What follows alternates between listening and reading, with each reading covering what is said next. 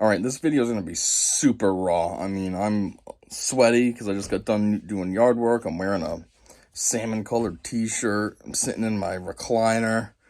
No, there's going to be no edits to this. No nothing. But it's just because I got some stuff I want to talk about. And I just feel like the best way to talk about it is just to do it raw. Have a real, actual conversation. No scripts. No none of that. So, I wanted to talk about Acolyte. Most specifically, episode 3. I know, everybody's already talked about this, and it was expected that everyone was going to talk about it, because they even said, you know, the main character, actor, and the director, or whatever the heck she is, producer or something, I don't know, but they had that interview with the guy and said, oh, this is going to be the gayest episode, blah, blah, blah. Well, actually, I said it'd be the gayest show, but I heard this was going to be the gayest episode.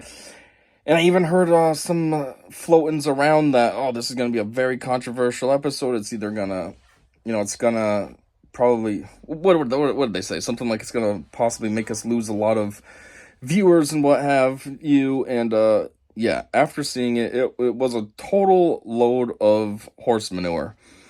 I don't understand. I mean, I do in part, but I don't fully understand why Disney is so interested in destroying Star Wars. What about Star Wars made it so they're like, that's our target, we're gonna kill that? I mean, ever since Disney took it over, almost everything they make sucks. I mean, I think the only things that were good since Disney's owned Star Wars was Mandalorian Season 1 and 2. Season 2 is okay. It's starting to fall off a little. I personally don't like Grogu because I think he's a little dickhead. He never listens to Mando. You know, he eats those eggs when that fish lady said, this is the last of my kind, and he keeps digging in there. Mando tells him stop, but he's like, I don't care. I'm an a-hole. And, you know, he's a dickhead at other times, too, so I don't like it. But the overall story and stuff, you know, Mando trying to protect Grogu and, like, have him be his buddy and all that, it's okay. And then Season 3, of course, it just falls off. Season 3 sucked. I mean, it was so bad, I don't even remember it. So that was good. I hear Andor was good. I haven't seen that, but I that was good, I hear.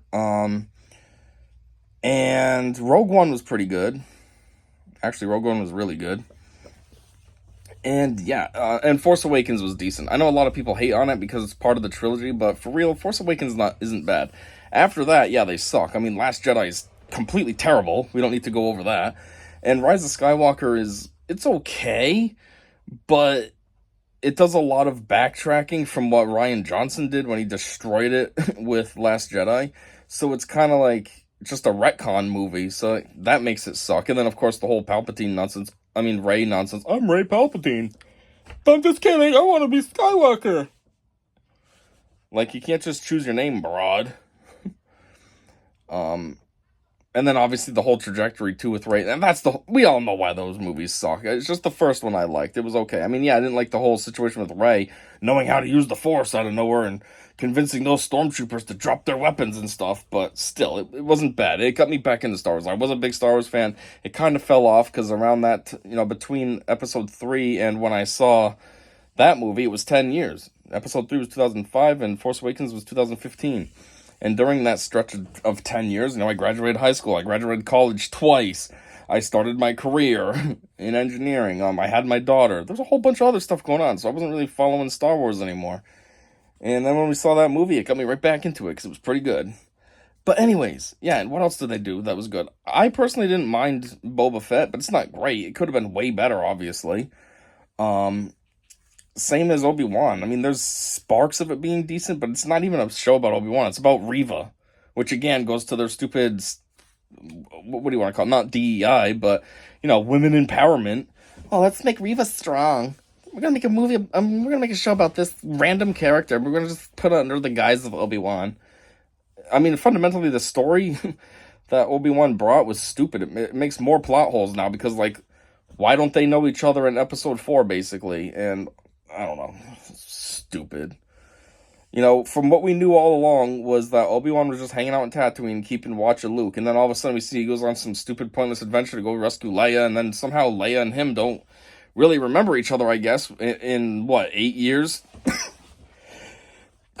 When she sends the message to R2. Anyways. But yeah, so they haven't really done too much, and a lot of the TV shows have sucked. And so far, Acolyte kind of has been pretty, well, I was going to say pretty gay, but I meant that to be making fun of it, not literally, which it is. But anyways, I just don't understand. Why are they doing this to Star Wars? It doesn't make any sense. Why would that be the target? It's like, it must just be because typically it's like a male-dominated thing that guys like it. Obviously, there's girls that like it too, but when you hear a Star Wars fan, the first thing you think is, oh, some nerdy guy. Probably either overweight or acne-ish or just some kind of loser, no girlfriend or something. You think like young 20s. I mean, I'm not really young 20s and I still like it, but that's kind of what you think. You don't think like some girl, you don't think some successful businessman. You think raging nerd. So, what? Because it's typically guys, in patriarchy, guys can't just enjoy anything. But here's the thing, too. They're just destroying the fundamentals of what Star Wars is. Star Wars is a long time ago in a galaxy far, far away. Okay, first off, the first Star Wars came out in 1977. That, at this point, is what, almost 50 years ago? Yeah, few more, 3 years, it'll be 50 years ago. So, in a way, you could call that a long time ago. And look at how things were in the 70s versus now. Okay? Gay stuff was out. Elton John was out and stuff. And who else? Was Boy George around yet? But, it was still semi-hush-hush. It wasn't blasted in the forefront. We didn't have June being Pride Month. We didn't have places putting the LGBT flags all over the place or painting them on the road or anything like that. Things were a lot more normal and sane. So even if you look at that long time ago, which is only 50 years, things weren't like this. So in the context of Star Wars, it's supposed to be a long time ago, thousands of years ago. So you really think everything would be all about worrying about being gay? Ooh, lesbian covens. Ooh. I don't think so. Just look 50 years ago. Look even further back than that. Go, what was it, 70s? Go back to the 40s. It's even more conservative-ish. There's no gay people then. I mean, there was, but nobody talked about it, that's for sure. So, one, that's just stupid for continuity purposes that you're going to put that in your shows. I mean, if anything, stuff becomes more progressive over time, right? Look at our society. Now everything's all gay, Pride Month and Trans Day of Visibility and blah, blah, blah this and blah, blah, blah that. Well, Acolyte is supposed to take place, what is it, 1,000 years before, like episode 1 or something like that? So there was no gay stuff in episode 1. Why would there be back in the Acolyte days? It just doesn't make sense if you follow like normal human trends or societal trends and stuff. Second off, you're putting all this nonsense into this show, but it's stuff that's only relevant to current day United States. You know what I mean? Like all this gay stuff, this is something exclusive to our country. Not every other country's worried about gay pride and all this. A lot of African countries aren't. A lot of Middle Eastern countries. I know some people might say, "Oh, you're comparing the United States to those places. They're third world countries, or they're savage type countries, or whatever the word is I'm looking for." You know what I mean? Like Middle Eastern, they're terrorists and stuff. They make their women walk around burqas. So you're like, "Oh, you're gonna compare to that?" But I'm just saying, like, the whole point, the whole shtick, I guess, of Star Wars is it's all about different galaxies and different planets. It's not Earth. They're on Tatooine. They're on Coruscant. They're on Kashyyyk. They're on Yavin. They're on Endor. It's not really a planet, but, they're on wherever they might be. It's not Earth. It's somewhere different. Hoth, a fully snowy, frozen planet. So why are we putting things on these planets that are specific to one country on our planet? It's not even a whole global thing here. It's not like the whole planet's all about gayness. North Korea's not. Again, I know, it's a bit extreme. Oh, you're going to compare to North Korea? Ugh. But I'm just saying, it's not even what our planet is about. It's us idiots. And you're going to blast that into a made-up universe? It doesn't make sense. And also, back to what I was saying about the nerds, too, when you think of a nerd. It's easy to prove that, too. Look at videos that are out there from the release of Phantom Menace back in '99. It's a whole bunch of nerds dressed up as their favorite characters. They're there in their robes and lightsabers, and even some people were dressed up. Oh man, heartburn! Dressed up like Maul. Maul came out in episode 1, and people were already dressing up like him. Had the makeup on, had the double-bladed lightsaber, the black cloak.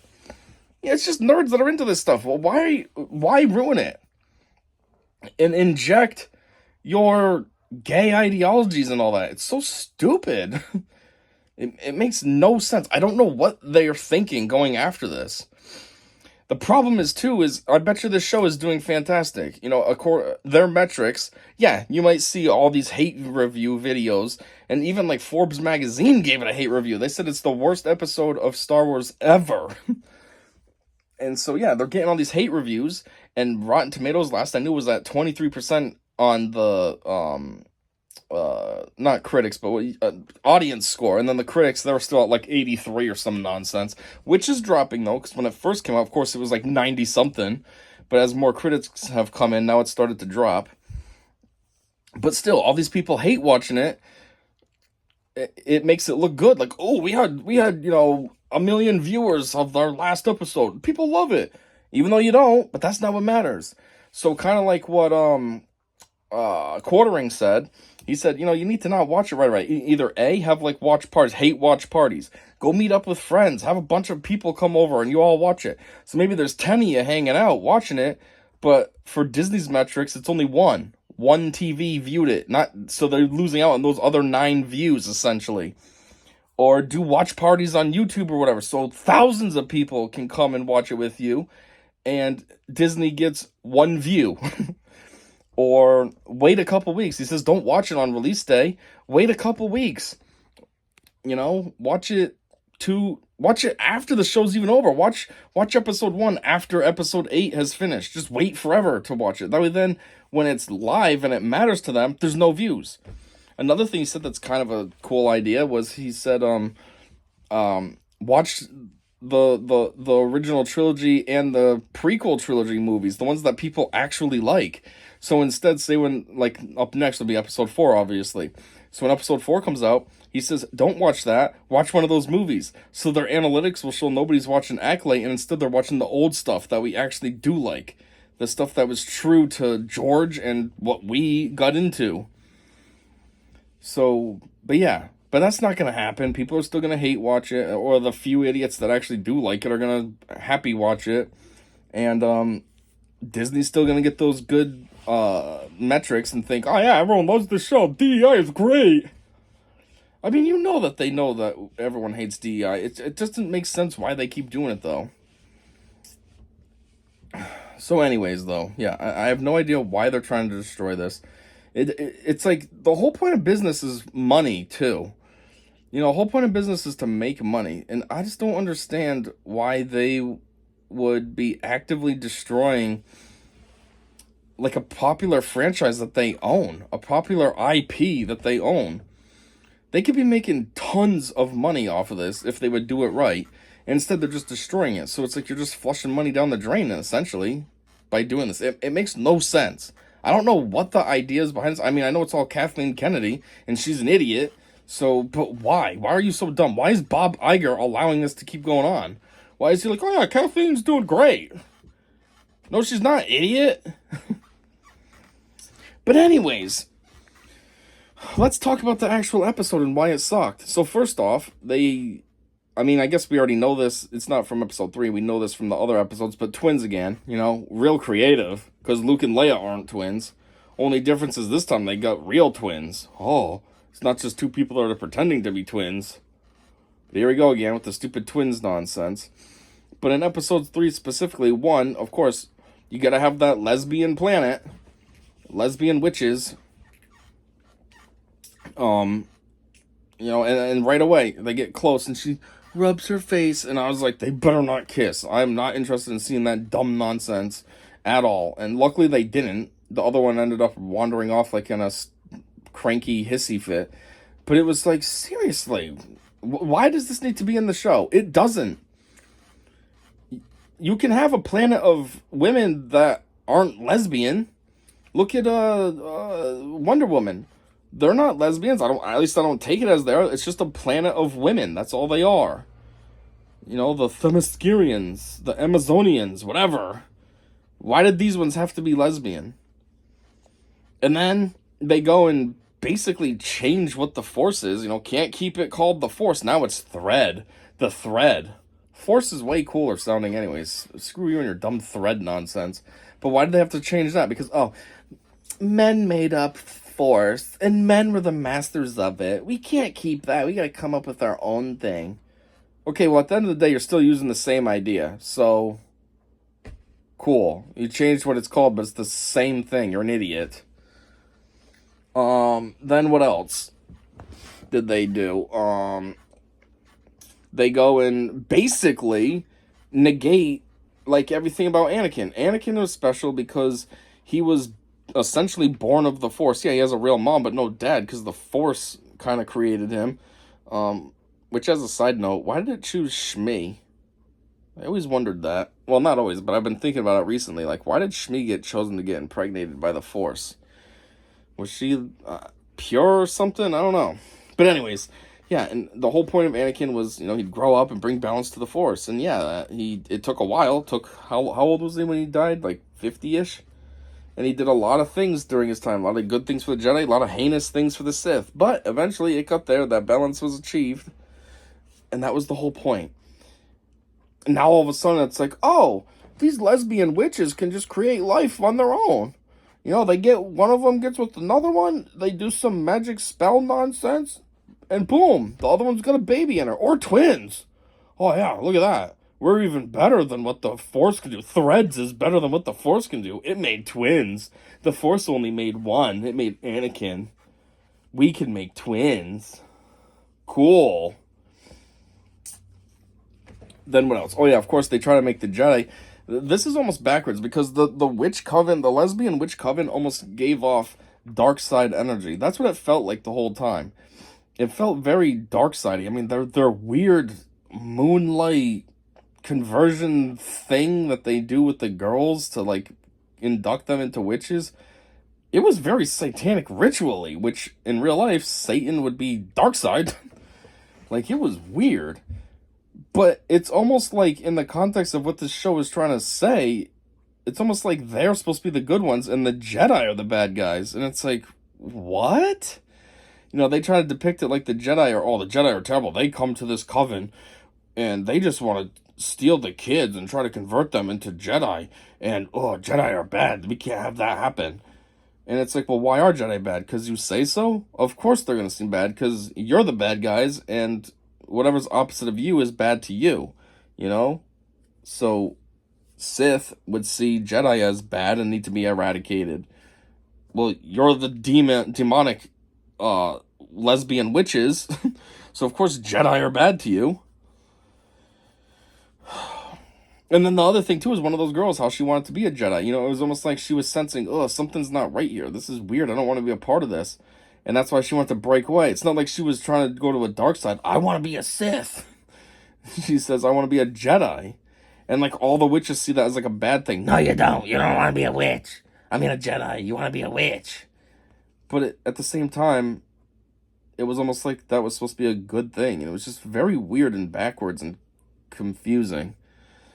And then, you know, you had the scene where the one sister that chose to become a witch was mad at the sister that wants to be a Jedi. And so her plan was to basically kill her. Well, actually, that is her plan. She straight up said that. Her plan is to kill her to prevent her from being able to go be a Jedi. But in her process of killing her, or attempting to kill her, she basically destroys her whole entire community and gets all the people killed, including her moms. And it was done in a stupid way with a little fire on bricks. When do bricks ever start blazes? Bricks are almost like flame-proof, last I knew. But somehow you were able to start a massive inferno by burning bricks. And, yeah, killing everybody, destroying your coven, all because you didn't want your sister to be a Jedi? That makes sense. What else was absolutely ridiculous about this episode? I don't know. I think the only good thing, though, was at the very end when all of them were dead. It was like, good, take care of these gross lesbian witches. They're gone. We won't have to see them anymore. We just get to see these kids, which are just remnants of that, which one of them doesn't want to be associated, so it's only one you gotta worry about is kind of on the fringe. But yeah, I just don't get it. And like, the whole episode itself, too, wasn't even Star Wars-y feeling. It was more... I don't know how to explain it. It was just weird. You're watching it. Like, I was falling asleep. It was boring. It was stupid. It was not Star Wars. It was just like a show. It was like some dumb movie that you would go to Redbox and you're like, yeah, we'll see what this is like. And then you watch it and you're like, oh, this sucks. Good thing I only paid $2 to rent it. You know? It's just like, how are you, this is part of Star Wars now. This is part of canon. These lesbian witches and all this boring nonsense is now canon in the world of Star Wars. And supposedly all this took place way before the Galactic Republic even existed. So that also makes sense too. You know, because they talked about that in the council. Back in the Acolyte days, lesbians, common were lesbians. It's a horrible Yoda. You get what I'm trying to say. I don't know. I hear the next episode's supposed to be good, which I don't know how somebody already saw it. I mean, I saw this on, like, it might have been the Forbes review said this. So maybe they get early access so they can review it. But, yeah, I hear that it's way better. And the only complaint I heard is, A, it's a short episode, and B, it ends on a cliffhanger, which, I guess a massive cliffhanger, which, when I heard that, I thought, well, that's stupid. First off, they're kind of like stretching this out to what, the usual 8 episodes? If you made a shorter episode, you could have just done that in the next one, got rid of the cliffhanger and made a normal length episode. Now it'd be down to 7 at least. Like, I feel like they did that just so they could get the 8 episode padding. Like, oh, you need to have 8, so we'll just cut this episode in half. There we go. Kind of stupid. But, I mean, I guess that's good if it is way better, but still.